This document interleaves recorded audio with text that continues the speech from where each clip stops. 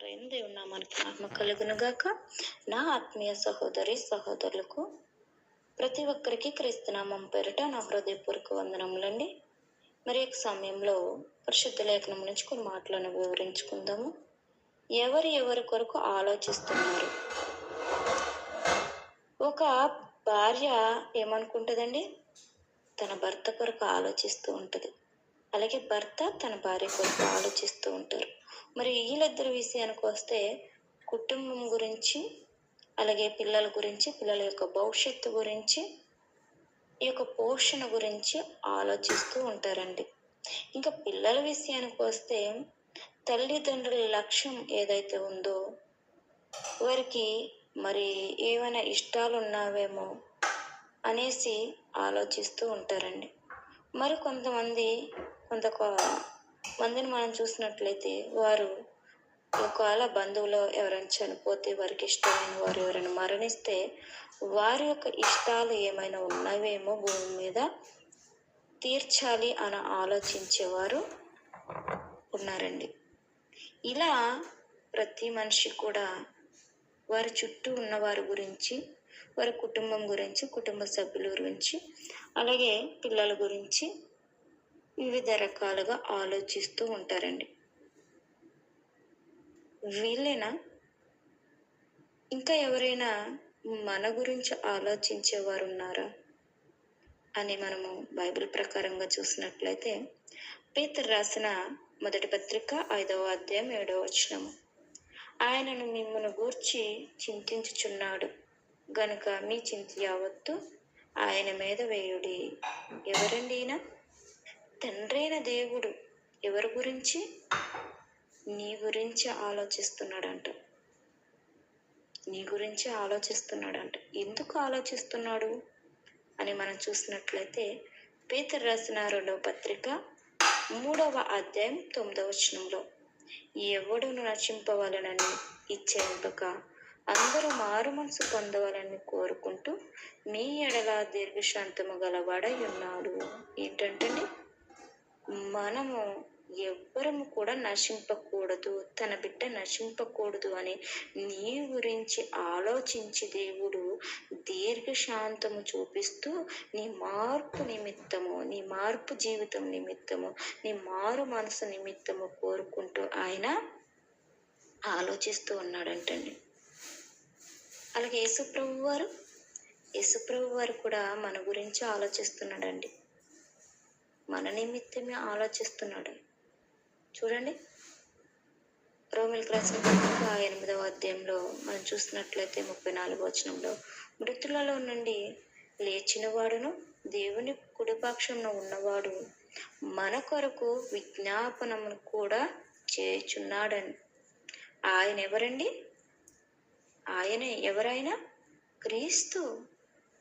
యేసు ప్రభు వారు కూడా మన గురించి ఆలోచిస్తున్నారు. దేవుని కుడిపక్షం నుండి ఏం చేస్తున్నాడండి? మన నిమిత్తము ప్రార్థిస్తూ ఉన్నాడు, మన నిమిత్తం అడుగుతూ ఉన్నాడు, విజ్ఞాపన చేస్తూ ఉన్నాడు. ఎందుకని? నశింపకూడదు, మార్పు లేకుండా మనిషి మరణించకూడదు అని. మార్పు లేకుండా మరణిస్తే ఏమవుతుంది? దేవుని యొక్క ఉగ్రతకు పాత్రులం అవుతాం. కాబట్టి ఆయన మన ఎడల దీర్ఘశాంతము చూపిస్తూ ఇంకా మన పక్షాన ఆయన ఉన్నాడు కాబట్టి భూమి మీద మనం ఇలా బ్రతికి ఉన్నామండి. ఇంకా మారుతాడు, మార్పు కావాలి అనేది దేవుడు ఆలోచించి మన నిమిత్తము దీర్ఘశాంతము చూపిస్తూ ఉన్నాడు, ఆయుష్ పెంచుతూ ఉన్నాడండి. యేసుప్రభు వారు కూడా మన నిమిత్తము ఆలోచిస్తూ ఉన్నాడు. అందుకే ఉదాహరణకి లోక సువార్త 13వ అధ్యాయంలో మరి మనము ఇక్కడ ఒక ఉపమానం రీతిగా చూస్తామండి. అంజూరపు చెట్టు గురించి, ఆ చెట్టు కాయల గురించి, కాపు గురించి మరి చెప్పుతూ యజమాని ఆ చెట్టును నరికివేయమన్నప్పుడు అక్కడ తోటమాలి ఎవరండి? మన గురించి ఆలోచిస్తున్న యేసు ప్రభు వారు. తోటమాలు చెప్పేదేంటి, ఇంకో కొద్ది సంవత్సరములు, ఈ సంవత్సరం కాదు కానీ ఇంకొక సంవత్సరం అవకాశం ఇద్దాము అని చెప్తూ ఉంటాడు కదండి. ఎవరి తోటమాలి ఎవరికి కూడా తెలియదండి. ఎవరి తోటమాలి? యేసుప్రభు వారు. యేసుప్రభు వారు అడుగుతూ ఉన్నారు, ఇంకా ఒక సంవత్సరము అవకాశం ఇద్దాము అనేసి. అలాగే పరిశుద్ధాత్మ కూడా మన గురించే ఆలోచిస్తూ మన యొక్క బలహీనతల నిమిత్తం ఏం చేస్తుందండి, ప్రార్థన చేస్తూ ఉన్నాడు.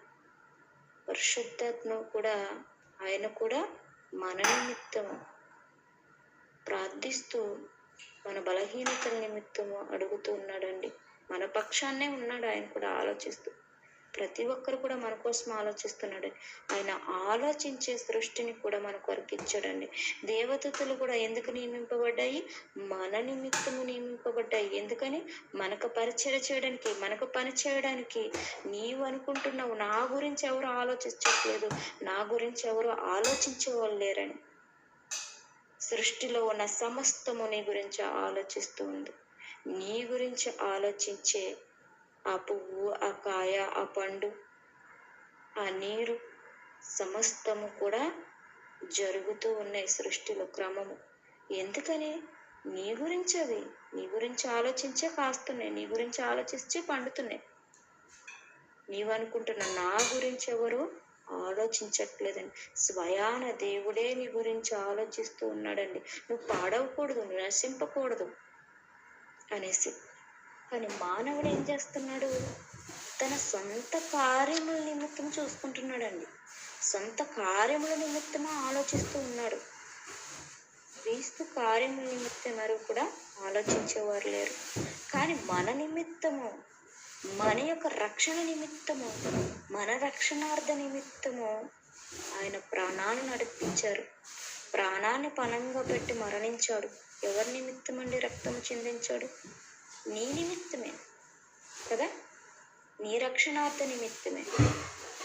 కానీ మానవుడు ఏం చేస్తున్నాడు? కానీ నువ్వేం చేస్తున్నావు?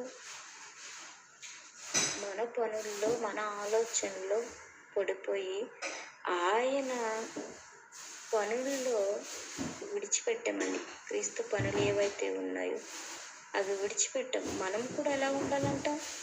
మన నిమిత్తము ప్రాణం పెట్టిన క్రీస్తు నిమిత్తమే ప్రాణం పెట్టేవారుగా ఉండాలని, ప్రాణం అర్పించేవారుగా ఉండాలి. ఆ విషయాన్ని విడిచిపెట్టేశాం. అసలు క్రీస్తు కార్యముల నిమిత్తం ఎవరైనా ఆలోచిస్తున్నామంటే లేదండి. మన కార్యాల నిమిత్తమే, మన పనుల నిమిత్తమే ఆలోచిస్తూ ఉన్నాం. క్రీస్తు పనుల నిమిత్తము, క్రీస్తు మన కొరకు మరణించాడే, మన కొరకు ప్రాణం పెట్టాడే, ఆయన నిమిత్తం మనమేమి చేయగలుగుతున్నాము అని ఎప్పుడైనా ఆలోచించామా? లేనే లేదు. ఆలోచనలో ఎవరుండాలండి? దేవుడు ఉండాలి. దేవుని ఆలోచనలో మనం చేరాలంటండి. చూడండి, యోబు గ్రంథంలో 15వ అధ్యాయం 8వ వచనం చూస్తే, నీవు దేవుని ఆలోచన సభలో చేరియుండువాడవా? ఏమంటున్నాడండి? చేరియున్నవాడవా? దేవుని ఆలోచన సభల్లో నువ్వు చేరి ఉన్నవాడవా అని అడుగుతున్నాడు. దేవుడు మన గురించి ఆయన ఏం చేశాడండి?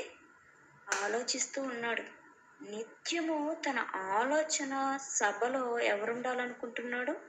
నీవు ఉండాలనుకుంటున్నాడు, నేను ఉండాలనుకుంటున్నాడు. మనమందరం కూడా ఆయన యొక్క ఆలోచన సభల్లో ఉండాలి అనుకుంటున్నాడు. ఆయన ఆలోచనలో ఉండాలి. వచనాన్ని బట్టి ఆయన ఆలోచనలో, ఆయన జ్ఞాపకంలో ఎవరు ఉన్నామండి? మనం ఉన్నాం, మమ్మల్ని బ్రతుకుచున్నాం. అది ఆయన ఆలోచనలో మనం ఉంటూ, జ్ఞాపకం చేసుకుంటూ ఆయన కొరకు బ్రతకాలనేదే దేవుని కోరుకుంటున్నాడండి. అంతే కదండి. మనకంటే ముందున్న మన పితరులు, మన భక్తులు, గొప్పవారు ఎవరైతే ఉన్నారో వారందరూ కూడా మన నిమిత్తము, వాక్యము మనకు అందించడం నిమిత్తము ఎంతో మంది మరణించారండి. మన గురించి ఆలోచించి ఈరోజు మనము బైబిల్ పట్టుకొని ఇంత గొప్పగా ఆయన గురించి తెలుసుకుంటూ ఉన్నామంటే ఎవరి నిమిత్తం అండి?